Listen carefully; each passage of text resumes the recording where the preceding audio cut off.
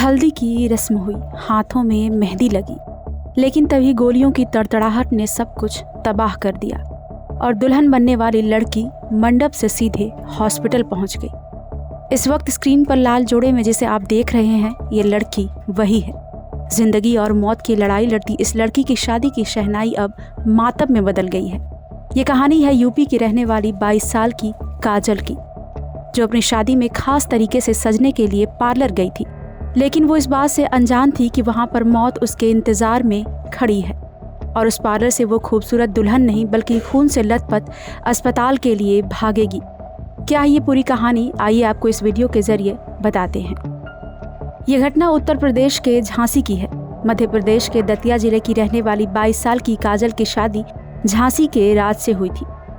बारात के लिए झांसी के निशा गार्डन में मैरिज हॉल की व्यवस्था की गई थी। रिश्तेदार आते जाते रहे और मंडप में चहल पहल मच रही थी। संगीत के शोर के बीच बारात मंडप तक पहुंचने वाली थी। तभी बारात के स्वागत के लिए दुल्हन के साथ उसकी सहेलियां और बहनें भी तैयार होने के लिए पास के एक पार्लर में चली गई।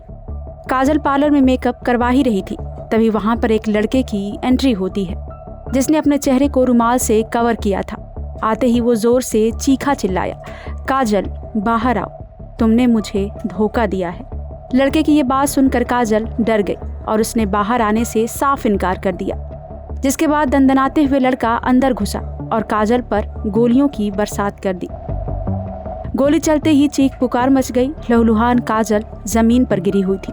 दुल्हन को खून से लथपथ देखकर पुलिस को इस बात की जानकारी दी गई और काजल को झांसी मेडिकल हॉस्पिटल में एडमिट कराया गया, लेकिन तब तक बहुत देर हो चुकी थी।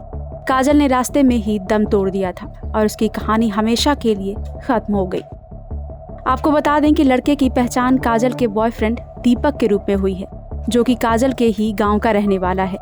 इस मामले को लेकर काजल की बहन ने बताया, दीदी तैयार हो रही थी, आरोपी आया और बोला कि तुम मेरे साथ चलो। जब दीदी ने मना किया तो उसने शीशा तोड़ दिया और सीधे गोली चला दी। उसके मुंह पर रुमाल और पीठ पर एक बैग बंधा हुआ था। ऐसा लग रहा था कि वो घर से भाग कर आया है। इस हत्या की घटना पर ब्यूटी पार्लर चलाने वाली महिला ने भी पुलिस को बयान दिया है।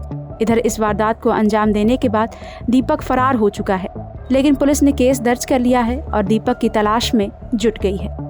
ब्यूरो रिपोर्ट, क्राइम तक।